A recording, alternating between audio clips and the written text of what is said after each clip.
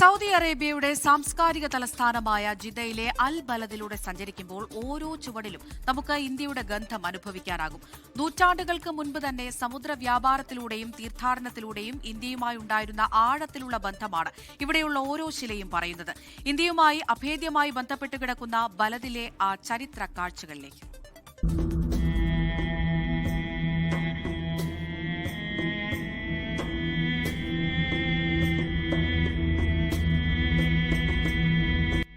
ജിദ്ദയിലെ ബലദിലുള്ള ഈ ചരിത്ര നഗരിക്ക് ഇന്ത്യയുടെ വിയർപ്പിന്റെയും അധ്വാനത്തിന്റെയും വലിയൊരു കഥ പറയാനുണ്ട്. യുനെസ്കോ പൈതൃക പട്ടികയിൽ ഇടം നേടിയ ഈ പ്രദേശത്തെ കെട്ടിടങ്ങളിലും മരങ്ങളിലുമെല്ലാം ഇന്ത്യയുടെ ഗന്ധമുണ്ട്. പ്രധാന സന്ദർശന കേന്ദ്രങ്ങളിലൊന്നായ നൂർവാലി മന്ദിരമാണ് അതിലൊന്ന്. ഇന്ത്യയിലെ ഗുജറാത്തിൽ നിന്ന് ഹിജാസിലേക്ക് കുടിയേറിയ അബ്ദുൽ ഖാദർ നൂർവാലിയുടെ കുടുംബം പണിതുയർത്തിയ ഈ കെട്ടിടം അക്കാലത്തെ വാണിജ്യ പ്രതാപത്തിന്റെ സാക്ഷ്യപത്രമാണ്. ഈ ഭാഗത്തെ വീടുകളുടെയും അവയുടെ ഉടമസ്ഥരുടെയും ചരിത്രം അബ്ദുൽ ഖാദർ നൂർവാലി കൃത്യമായി രേഖപ്പെടുത്തിയിരുന്നു. യുനെസ്കോ പൈതൃക പട്ടികയിൽ ഇടം പിടിക്കുന്നതിൽ ഈ രേഖകൾ വലിയ പങ്ക് വഹിച്ചു. ബലദിലെ ഏറ്റവും പ്രശസ്തമായ നസീഫ് ഹൌസിന് മുന്നിലെത്തിയാൽ ഒരു വലിയ മരം കാണാം. കത്തുന്ന വെയിലിൽ തണലേകുന്ന ഈ വേപ്പ് മരം വർഷങ്ങൾക്ക് മുമ്പ് ഇന്ത്യയിൽ നിന്ന് കൊണ്ടുവന്ന് നട്ടുപിടിപ്പിച്ചതാണ്. But look at this tree.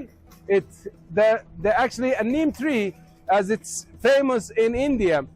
The BO or the address of this house, the house in front of it, a tree.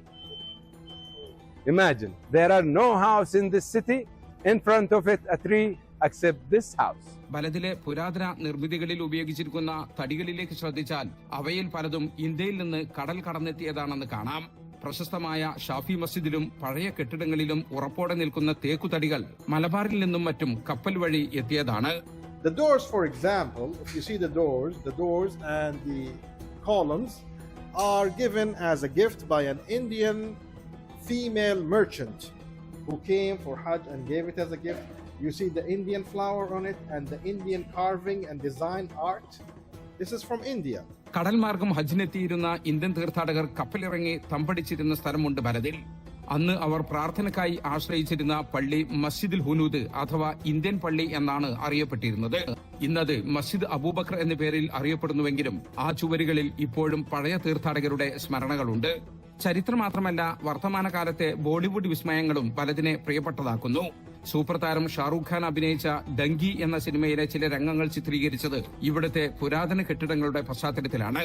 നൂറ്റാണ്ടുകളുടെ പാരമ്പര്യവും ആധുനിക സിനിമയുടെ തിളക്കവും ഒത്തുചേരുന്ന ബലദ് ഓരോ ഇന്ത്യക്കാരനും അഭിമാനത്തോടെ സന്ദർശിക്കാവുന്ന ഒരിടമായി ഇന്നും നിലകൊള്ളുന്നു. നൂറ്റാണ്ടുകളുടെ ചരിത്രവും പഴമയുടെ പ്രൗഢിയും ഒട്ടും ചോരാതെ കാത്തുസൂക്ഷിക്കുന്നു ഈ നഗരം. സൗദിയുടെ ചരിത്രത്തിലേക്കുള്ള ഒരു തുറന്ന പുസ്തകമാണ് ഈ പ്രദേശം. ജിദ്ദയിൽ നിന്നും ജലീൽ കണ്ണമംഗലം, 24. ലോകത്തെവിടെയായാലും ഏത് സമയത്തും 24 വാർത്തകളും ഓഗ്മെന്റഡ് റിയാലിറ്റി പാക്കേജുകളും എക്സ്പ്ലെയിനറുകളും വിശദമായി കാണാൻ ഞങ്ങളുടെ യൂട്യൂബ് ചാനൽ നിങ്ങൾക്ക് സബ്സ്ക്രൈബ് ചെയ്യാം.